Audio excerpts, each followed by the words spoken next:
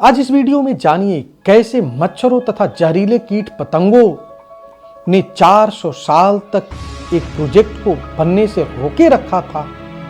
25,000 लोगों ने अपने जान की आहुति दी थी। हजारों करोड़ रुपए इसको बनाने में डूब गए थे। और जानिए, अगर मच्छर इस संसार में ना हो तो इस प्रकृति का कितना बड़ा नुकसान होगा। यूरोप के वे देश जो इसे बना रहे थे, संसार के अनेक देशों पे अपना आधिपत्य जमाया हुआ था, लेकिन वे भी इन मच्छरों के सामने बेबस और लाचार थे। इस पूरे वीडियो को देखने के लिए आगे आप मेरे साथ बने रहिए। मैं सत्येंद्र कुमार और आप देख रहे हैं HCA मीडिया।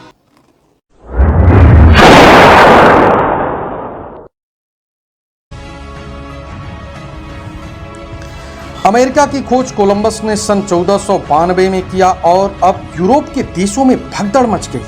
कैसे बाकी संसार के संसाधनों एवं हिस्सों पर कब्जा किया जाए। जाहिर सी बात है, अब आपस में भी प्रतिस्पर्धा होने लगी थी। इसी बीच स्पेन के राजा चार्ल्स पंचम ने सन 1534 में सोचा कि उनके व्यापारियों तथा सैनिकों को पुर्तगाल से अच्छा मार्ग मिल सके। अतः उन्होंने एक योजना बनाई। अमेरिकन महाद्वीप के मध्य कैरेबियन क्षेत्र, जहां पनामा आज के समय है, वहीं पे नहर बनाने के लिए, जिससे अटलांटिक तथा प्रशांत महासागर को जोड़ा जा सके। इसका पहला प्रयास सन 1658 में किया गया, लेकिन पर्यावरण अनुकूल न होने के कारण प्रोजेक्ट सन 1700 में बंद हो गया।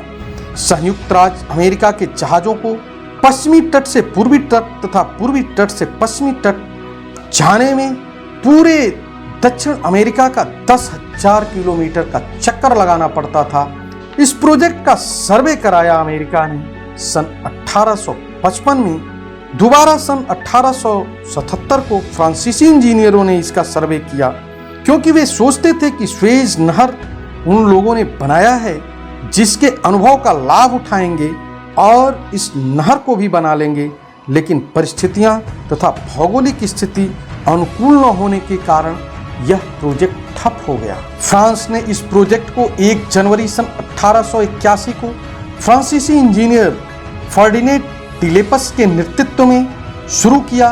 कार्य चलता रहा, लेकिन यहाँ उष्ण तथा वर्षा ज्यादा होने के कारण कीट पतंगों और मच्छरों के भयावहता ने मलेरिया महामारी को जन्म दे दिया। 20 से 25,000 लोग काल के गाल में समा गए थे। कार्य में बाधा उत्पन्न होने लगी थी।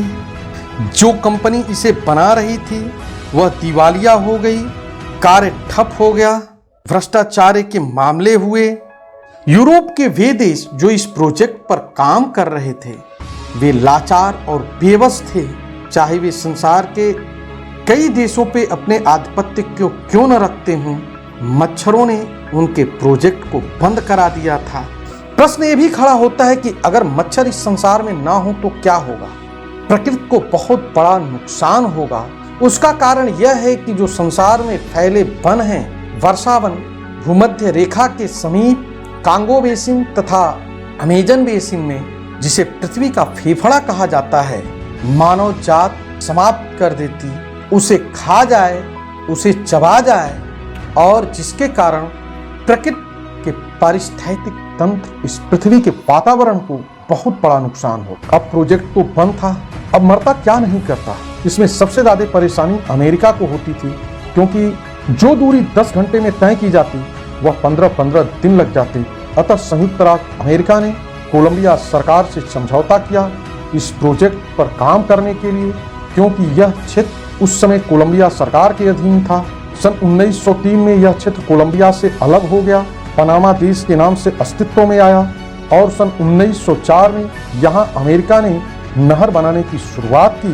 और पुरानी गलतियों से सीख लेते हुए सबसे पहले अमेरिका ने इस क्षेत्र, यहाँ की परिस्थिति, यहाँ की भौगोलिक स्थिति का अध्ययन कराया, सर्वे कराया, और महामारी को दूर करने के लिए दवाओं का छिड़काव, पेयजल की व्यवस्था, साफ सफाई, ताकि यहाँ जो काम करने वाले लोग हों उनको कोई असुविधा न हो। और इस तरह से बड़ी बड़ी मशीनों को यहाँ लाया गया अब यह बड़ी बड़ी मशीनें दिन रात काम पे लगा दी गई, जिससे मिट्टियों को हटाने तथा दूर फेंकने की व्यवस्था टेम्परोरी रेल की पटरियों को भी बिछाया गया, जिसपे ट्रेन से मिट्टी को लाद कर दूर फेंका जा सके। जो परेशानी थी वह थी 80 किलोमीटर लंबा वह जगह जो पहाड़ियों से घिरा हुआ था, और इसमें एक झील थी गटूर जो मीठे पानी की थी, और समुद्र तल से 85 फीट ऊपर। अब इतने ऊंचे चट्टानों को काटा कैसे जाए? अतः इंजीनियरों ने एक उपाय लगाया। गटूर झील के दोनों साइड में 3-3 लाक बनाए और गटूर झील के पानी को इन लाक्स में यूज किया जाने लगा। जहाज को पहले एक लाक्स में लाया जाता, फिर इसको पानी भर के थोड़ा ऊपर ला करके दूसरे लाक्स में डाल दिया जाता, दूसरे लाक्स में पानी भर के इसको जो पानी का सतह ऊपर लाकर तीसरे लाख में डाल दिया जाता, और तीसरे लाख में फिर पानी भरकर पानी के सतह को गटूर झील के बराबर लाके उस नहर और उस झील में डाल दिया जाता है। यही प्रक्रिया दूसरे तरफ जब जहाज पहुंचती, वहां पर पहले लाक्स में जहाज को डाला जाता, धीरे धीरे उसके पानी को पंप से खाली कर दूसरे लाक्स के बराबर किया जाता, दूसरे लाक्स में जहाज को डाला जाता, दूसरे से फिर उसका पानी पंप करके तीसरे लाक्स में डाला जाता, और तीसरे लाक्स में डालकर उसका भी पानी कम करके समुद्र तल के बराबर ला करके जहाज को समुद्र में डाल दिया जाता। इस नहर की लंबाई 82 किलोमीटर है और लगभग 12 मीटर गहरी। यह नहर 14 अगस्त सन 1914 में बनकर तैयार हुई।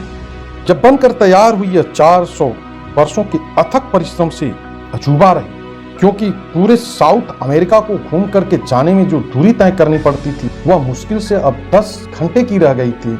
अटलांटिक और प्रशांत महासागर को जोड़ने में कठिनाइयां तो आई, लेकिन इसके बहुत सारे दूरगामी परिणाम फायदे भी मिले। यह नहर संयुक्त राज्य अमेरिका ने 31 दिसंबर 1999 को पनामा देश को सौंप दिया।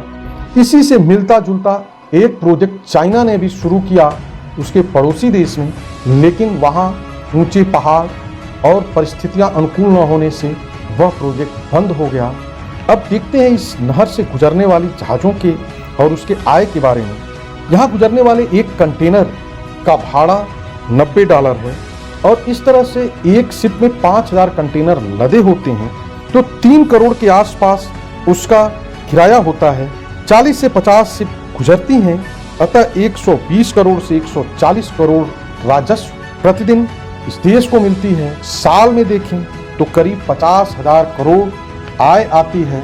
लेकिन गटूर झील का क्या? क्योंकि यह एक मीठी पानी की झील, कहीं ऐसा तो नहीं कि जहाजों के आवागमन होने से खारा हो जाए, इसके पारिस्थितिकी तंत्र में नुकसान पहुंचे, यहाँ रहने वाले जीव जंतुओं के ऊपर उसका प्रभाव पड़े। संसार के लोगों को और सरकारों को इसकी तरफ ध्यान देना चाहिए। हिंदू धर्म में पृथ्वी को घर माना गया है, वसुधैव कुटुंबकम।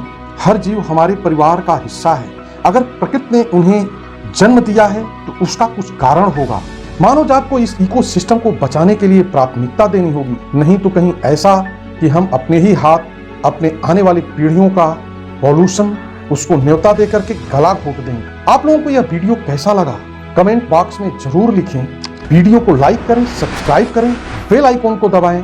हमें और हमारी टीम को इजाजत दें इस श्लोक के साथ। सर्वे भवन्ति सुखिनः, सर्वे सन्तु निरामया, सर्वे भद्राणि पश्यन्तु, मा कश्चित् दुःखभाग् भवेत्।